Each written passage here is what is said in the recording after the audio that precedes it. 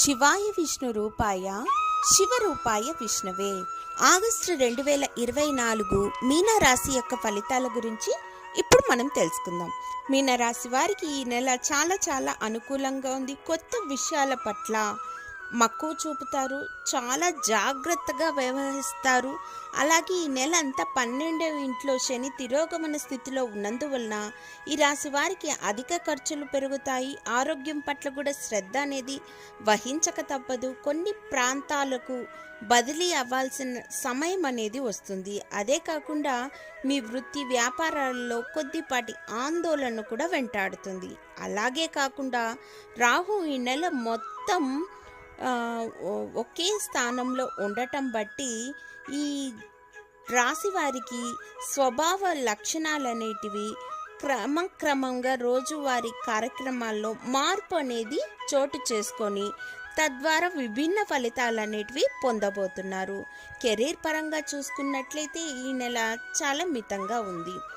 10వ ఇంటికి అధిపతి అయిన బృహస్పతి అంగారకుతో పాటు 3వ ఇంట్లో ఉన్నందువలన మీ ధైర్యం పెరుగుతుంది, సాహసాలు చేస్తారు, ప్రజల్లో గుర్తింపు తెచ్చుకుంటారు. ఏ పని మొదలెట్టినా అందులో విజయాన్ని సాధిస్తారు. కార్యాలయాల్లో మీరు సహ ఉద్యోగులతో సమానమైన అధికారాన్ని మన్ననలను పొందుతారు. ప్రమోషన్లు వస్తాయి. మీరెవరికైతే సలహా ఇస్తారో వాళ్ళందరూ చాలా మిమ్మల్ని అప్రిషియేట్ చేస్తారు. ఇంకా విద్యార్థుల గురించి మాట్లాడుకున్నట్లయితే ఈ నెల సూర్యుడు 5వ ఇంట్లో ఉన్నందువలన సానుకూల ఫలితాలైతే ఉండబోతున్నాయనే చెప్పాలి. అది కాకుండా చదువుపై ఎక్కువ కృషి చేస్తారు. మీరు ఏం చేయాలనుకుంటున్నారో ఒక మంచి నిర్ణయం అనేది ఈ మాసం తీసుకుంటారు. ఇంకా కుటుంబ విషయానికి వస్తే ఈ నెల చాలా అనుకూలంగా ఉంది. 2వ ఇంటికి అధిపతి అయిన కుజుడు 3వ ఇంట్లో ఉన్నందువలన ఈ రాశి వారికి తోబుట్టువుల కోసం డబ్బు ఖర్చు చేస్తారు. 3వ ఇంట్లో కుజుడు మరియు గురువు ఉండటం వల్ల తోబుట్టువులతో అనుకూల సంబంధ బాంధవ్యాలు ఏర్పడతాయి. ఎప్పుడో జరగాల్సిన పనిని ఇప్పుడు పోస్ట్పోన్ చేసుకోకుండా అవలంబిస్తారు. మన్ననలను పొందుతారు. కుటుంబ వాతావరణం చాలా బాగుంటుంది. ఉల్లాసంగా ఉత్సాహంగా గడిపేస్తారు. శని 12వ ఇంట్లో ఉన్నందువలన తిరోగమన స్థితిలో ఉన్నందువలన ఖర్చులు విపరీతంగా పెరుగుతాయి. కాబట్టి ఆచితూచి ఆలోచించి ఖర్చు పెట్టుకోండి. అలాగే ప్రతి ఒక్కటి అనుకూలంగా మారాలంటే ఫస్ట్ మనలో మార్పు రావాలి.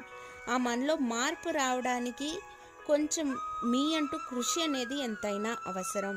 బుధుడు మరియు శుక్రుడు 6వ ఇంట్లో స్థాన చలనాన్ని బట్టి 12వ ఇంటిపై దృష్టి పెట్టడాన్ని బట్టి ఆరోగ్యం పట్ల కొద్దిపాటి హెచ్చు తగ్గులు అనేటివి ఉండబోతున్నాయి. మీరు ప్రత్యేక శ్రద్ధ వహించాలి.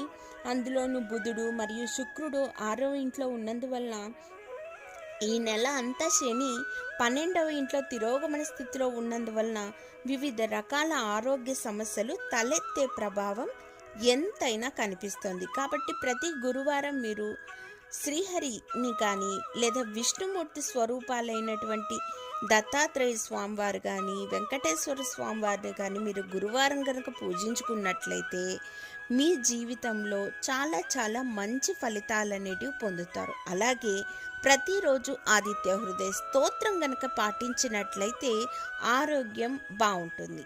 ధన్యవాదములు.